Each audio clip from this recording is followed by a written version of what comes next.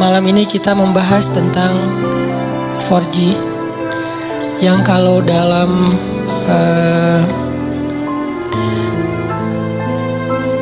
handphone kita atau smartphone kita itu salah satu akses agar kita lebih cepat dalam mendownload atau dalam menjalankan aplikasi di handphone kita. Apalagi kita yang sering buka YouTube atau punya beberapa aplikasi-aplikasi yang memang butuh daya akses internet yang tinggi, itu dijadikan sebagai analogi tentang gimana cara kita membangun hubungan dengan Allah Subhanahu wa Ta'ala supaya ketika kita berdoa itu cepat diijabah oleh Allah, supaya ketika kita ada masalah cepat dapat pertolongan dari Allah, supaya ketika kita dalam kesulitan Allah segera menurunkan keajaiban dan jalan keluar. Dianalogikan dengan 4G. Dalam bahasa lain tuh bisa dibilang ini adalah wasilah. Gimana cara membangun wasilah antara kita kepada Allah Subhanahu wa Ta'ala sehingga aksesnya cepat, sehingga loadingnya cepat. Makin berat masalah kita, bukan semakin lambat loadingnya, harusnya semakin cepat. Karena ketika masalah kita berat kan kita butuh pertolongan lebih segera ya, gak bisa ditunda. Nah, gimana cara membangun wasilah atau akses itu kepada Allah Subhanahu wa Ta'ala bahkan lebih daripada 4G. Sebelum itu saya pengen nyampein beberapa contoh kisah orang yang punya 4G ke Allah, yang punya wasilah yang bagus kepada Allah Subhanahu wa Ta'ala, sehingga ketika mereka butuh Allah, Allah segera menurunkan pertolongan dan keajaiban dalam hidup mereka. Salah satunya adalah cerita Ibrahim bin Adham. Kita tahu Ibrahim bin Adham ini salah satu tokoh tasawuf yang dikenal di antara para ulama bukan dengan keilmuannya, bukan dengan hafalan hadis-hadisnya, bukan dengan fikihnya, tapi dengan kedekatannya kepada Allah dan diijabahnya doa dia. Ini Ibrahim bin Adham. Secara status Ibrahim bin Adham ini emang orang miskin, bahkan bisa dibilang fakir.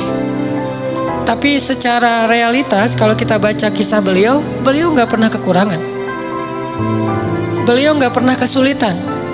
Miskin hartanya, hampir dibilang gak punya aset, gak punya tabungan, tapi pengen apa aja Allah kabulkan. Mirip dengan Uwais Al-Qarani di zaman tabi'in. Emang orang miskin dari desa Qaran Yaman, tapi Uwais Al-Qarani ini selalu dimudahin sama Allah dalam setiap urusannya.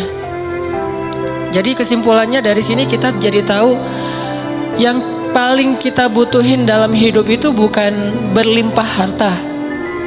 Yang paling kita butuhin dalam hidup itu bukan banyaknya aset. Walaupun itu baik dan itu sesuatu yang perlu disyukuri, bukan dihindari. Dan kalau perlu kita perjuangkan. Tapi itu bukan yang paling kita butuhin dalam hidup. Bukan banyak teman, walaupun banyak teman itu justru kebaikan. Dan seorang muslim itu emang harus bermuamalah, harus terbuka, harus banyak teman, banyak sahabat, banyak pengikut kalau perlu. Tapi bukan itu nomor satunya. Karena kalau kita punya banyak harta, tapi Allah Subhanahu wa Ta'ala tidak memberikan kita kebaikan di dalamnya, maka harta itu tidak memberi manfaat apa-apa buat kita. Malah banyak banget orang yang dengan harta yang bertambah juga masalahnya.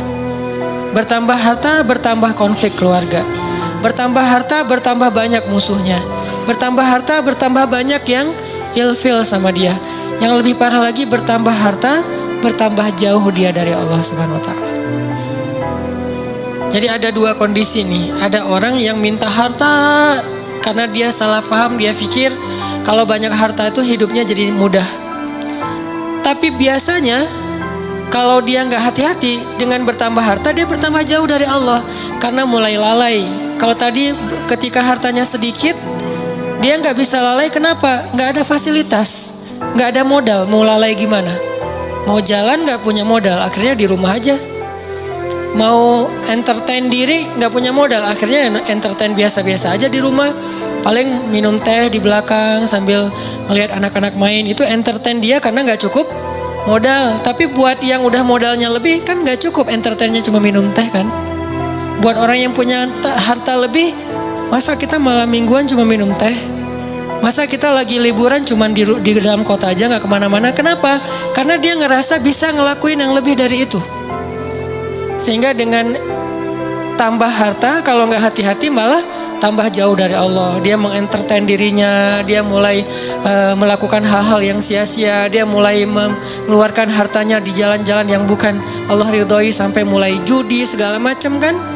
Karena ngerasa dia punya uang dan tidak masalah kalau rugi-rugi dikit lah, orang tabungan saya masih banyak. Mulailah dia ke Singapura, ke Hong Kong, ke tempat-tempat yang walaupun bukan ke kotanya yang kita permasalahin, ke beberapa spot atau tempatnya. Ini dia minta harta banyak nih. Ternyata harta itu tidak ngasih dia kenyamanan hidup. Belum lagi nanti dengan kehidupan lifestyle-nya yang udah berubah, rumah tangganya udah gak nyaman. Saya punya teman yang pernah ngerasain yang kayak gitu beberapa orang dan curhat. Alhamdulillahnya udah hijrah sekarang. Dia ngerasa, kenapa ya uang saya banyak, berlimpah, bisnis saya lancar, kok saya kayak jauh gitu dari anak. Hampir saya gak pernah duduk bareng dengan anak, gak pernah dengerin mereka curhat, gak pernah nemenin anak saya main, bahkan nganterin sekolah atau jemput sekolah aja jarang. Saya pikir dengan memfasilitasi kebutuhan anak saya berarti saya udah sayang sama dia. Udah ada mobil pribadi khusus buat istri, buat anak, ada 3 anak masing-masing 1 mobil. Dengan alasan yang masih logis. Kalau 1 mobil bertiga gak efektif karena sekolahnya jauh-jauh, takut telat. Belum lagi nanti pulang sekolahnya beda waktu, kan gak nyaman. Akhirnya dikasihlah 3 mobil dan itu logis sebetulnya. Dengan 3 driver, bayar sekolah yang paling mahal. Kemudian di rumah masing-masing kamar tuh ada entertainnya dengan layar besar, layar datar gede dan segala macam, ada game segala macam. Pokoknya kehidupannya tuh udah sangat terfasilitasi, tapi kok nggak happy. Mungkin mereka nggak ngeluh masalah kurang makan, nggak ngeluh masalah kurang biaya, tapi mengeluh kurang sentuhan dari orang tua. Dia ngerasain itu. Karena semakin dia sukses, jaringan dia semakin luas, terus kerjaan dia semakin banyak, deadline-nya makin banyak yang mengepres dia, bikin dia benar-benar dalam keadaan stres tinggi. Belum lagi nanti tuntutan entertainnya lebih besar karena teman-temannya berharap ke dia. Kayak misalnya kita ada duit, pasti teman kita pengen ditraktirin. Kalau kita nggak punya duit, nggak ada yang ngajak kita karena nggak bakal ditraktirin. Jadi diem aja di rumah kan ya. Kalau misalnya dianggap kita sukses, kapan nih makan-makan, kan suka gitu tuh. Kita baru dapat job nih, atau baru diterima kerja, atau baru selesai bisnis, kapan nih makan-makan. Dan itu hal yang sangat wajar, natural terjadi. Sehingga keluar rumah pagi, pulang sore, malam harus keluar lagi buat entertain tamu segala macam. Dia punya beberapa Ferrari, kadang-kadang balapan lagi, malam minggu balapan. Gak bahagia. Sampai akhirnya dia banting setir, dia tinggalkan semua itu. Bahkan dia suka main ke Alexis dulu tuh. Dia bilang satu malam tuh, bohong kalau orang bilang di sana biasa-biasa aja. Saya satu malam ngabisin di situ 150 juta Ustadz. 150 juta satu malam. Ini kata dia ya, bukan kata saya. Ya saya mah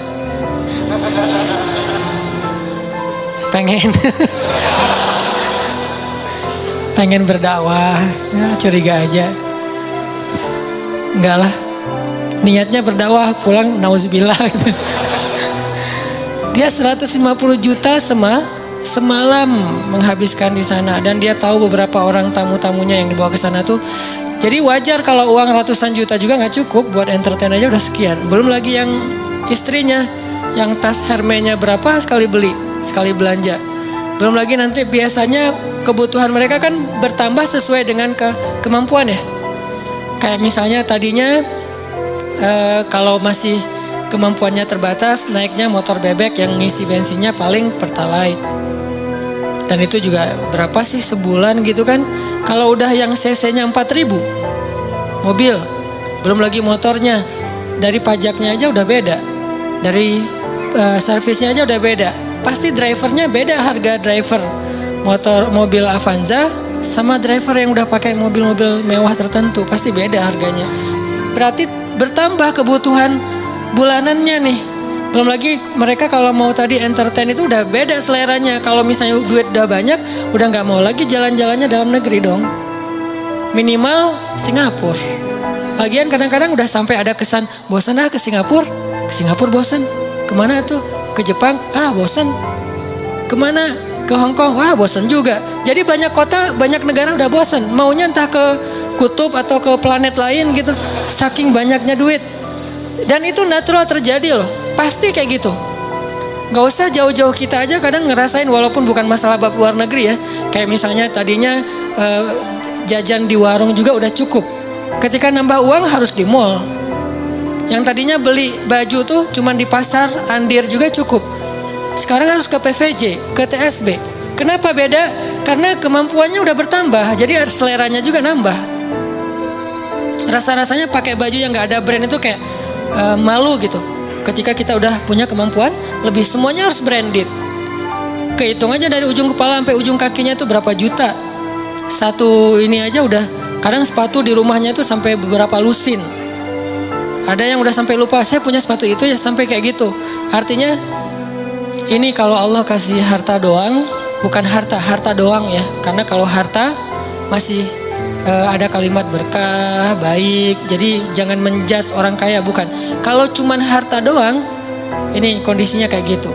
Satu lagi kondisinya nggak dikasih harta, tapi Allah kasih sayang Allah. Allah kasih perhatian Allah. Allah bikin dia jadi preferred hamba, jadi VIP. Dia mungkin nggak punya harta, tapi ketika dia butuh ada aja. Allah ngasih dia kebaikan sesuai dengan kebutuhan dia. Ya Allah, saya udah lama nih ngontrak pengen punya rumah sendiri. Tiba-tiba Allah mudahin rezekinya bisa beli. Udah gitu normal lagi rezekinya. Ya Allah, kayaknya saya butuh kendaraan biar lebih nyaman dalam beraktivitas. Biar lebih nyaman saya ngelakuin kegiatan-kegiatan sosial. Biar lebih nyaman saya berdakwah kalau dia seorang dai. Allah kasih harta, beli mobil sesuai dengan kebutuhan dia, akhirnya normal lagi. Jadi grafiknya itu sesuai kebutuhan. Bukan naik, dia nggak butuh, dan itu bahaya. Dia grafik rezekinya naik, sementara nggak berbanding lurus dengan kebutuhan, itu malah jadi bahaya. Akhirnya larinya kemana? Ke entertain. Kalau grafik rezekinya naik sesuai kebutuhan, itu akan istilahnya berkah, bermanfaat banget. Kayak misalnya tiba-tiba dia dikasih rezeki karena emang bentar lagi anaknya mau sakit. Sebelumnya Allah udah siapin. Tiba-tiba dapat beberapa usaha, proyek dan segala macam, dapat untung, anaknya sakit. Jangan langsung suuzon sama Allah. Kayaknya nggak bisa nih saya dapat uang sedikit langsung dikasih ujian. Bukan. Allah kasih rezeki itu karena Allah udah tahu anak kita mau sakit. Disiapin dulu. Jangan dibalik. Giliran saya ada rezeki sakit, inilah itulah segala macam, kayak nggak bisa aja saya pegang duit. Bukan, kebalik. Kalau Allah nggak takdirkan anaknya sakit, mungkin nggak ada rezeki sebelumnya. Jadi Allah siapin dia biar dia nggak panik. Karena Allah tahu batas kuota iman dia tuh, Allah tahu. Ada orang yang imannya dikasih ujian dulu baru dikasih pertolongan. Ada yang Allah imannya dikasih pertolongan dulu baru dikasih ujian. Kan beda-beda nih. Nah kita nggak tahu. Kadang kita ngerasain disiapin dulu sama Allah, baru dikasih ujian. Kadang-kadang juga dikasih ujian dulu baru dikasih pertolongan. Kadang-kadang gak dikasih ujian aja ngeluh. Nah ini lebih parah lagi nih. Nah kadang kondisinya kayak tadi, kita disiapin dulu sama Allah, dimudahin dulu urusan-urusan kita, dilancarkan dulu rezeki kita, baru dikasih ujian. Kenapa kok tetap dikasih ujian? Karena Allah pengen ngelihat kita masih believe gak sama Allah, masih keep the faith gak, masih berdoa gak kepada Allah walaupun rezeki kita udah cukup nih untuk ngatasin masalah kita. Akhirnya kita pakai rezeki itu. Dan Allah pengen nguji juga, kira-kira kita berat gak nih dengan ujian itu ketika Allah sudah memberi kita rezeki. Dapat uang misalnya baru kemarin ada project gitu dapat 100 juta.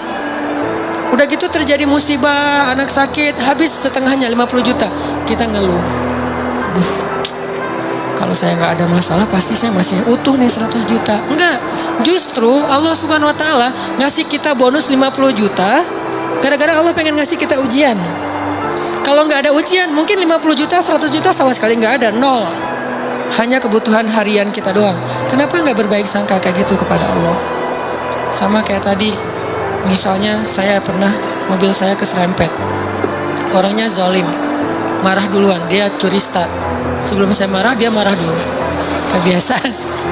Kalau kita kan sebelum orang marah, kita minta maaf duluan ya. Kita baik-baikan duluan, kita ketawa duluan biar nyaman nih ngomong komunikasinya. Dia enggak, dia marah duluan.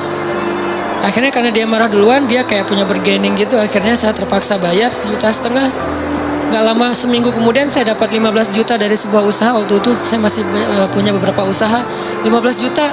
Kadang you was wish, datang setan ngebisikin, kalau kemarin gak ada masalah udah utuh nih 15, udah jadi 16 juta setengah kan. Ini gara-gara kemarin ada masalah jadi pas 15 juta, gak ada tambahan. Enggak, kalau kemarin saya gak keluarin duit 1,5 juta, maka gak ada 15 juta. 15 juta itu reward Allah buat keikhlasan, kesabaran saya. Bukankah Allah mengganti kerugian hambanya dengan yang lebih baik? Jadi logika ke Allahnya kayak gitu. Sehingga ada hamba yang kalau kita lihat dia nggak punya aset yang berlebih. Ada sih cuman nggak banyak-banyak amat. Nggak punya tabungan yang kayak gimana gitu, biasa aja tabungannya. Masih normal banget. Bahkan sedikit riskan. Ini gimana kalau anaknya sakit nggak ada duit? Kan ada Allah. Ini bukan kata-kata pasrah ya. Ini kata-kata tawakal. Beda pasrah sama tawakal. Pasrah nggak berikhtiar. Tawakal tetap ikhtiar, tapi ikhtiar itu tangan. Hatinya bergantung kepada Allah. Jangan sampai hati bergantung ke tangan. Jadi kalau tangan nggak megang duit, hati resah. Harusnya tangan mah megang duit, megang emas, megang perak, megang apa aja.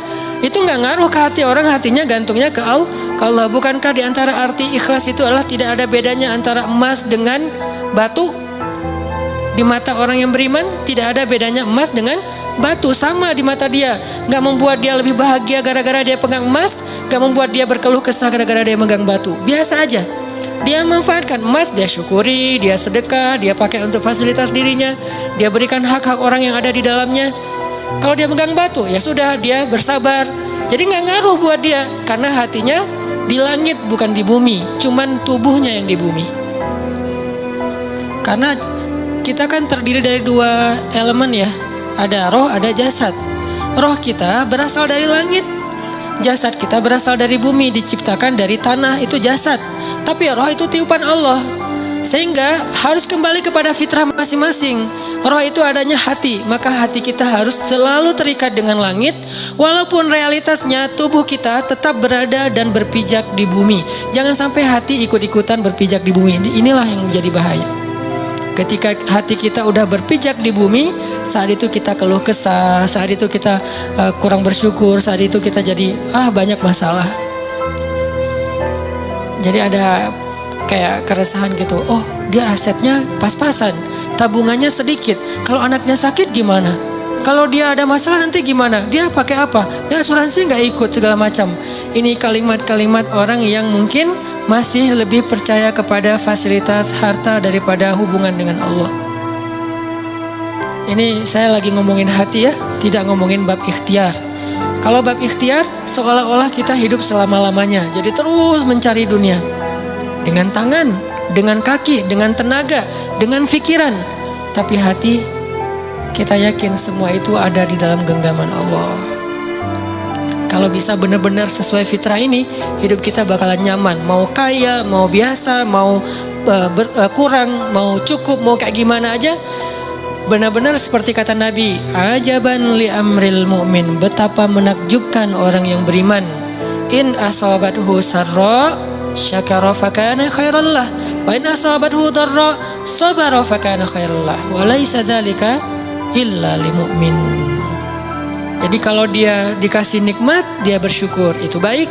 Dikasih ujian, dia bersabar, itu baik. Wa laisa dzalika li ahadin illa lil mu'min. Enggak ada yang bisa ngerasain itu kalau enggak karena dia beriman kepada Allah SWT.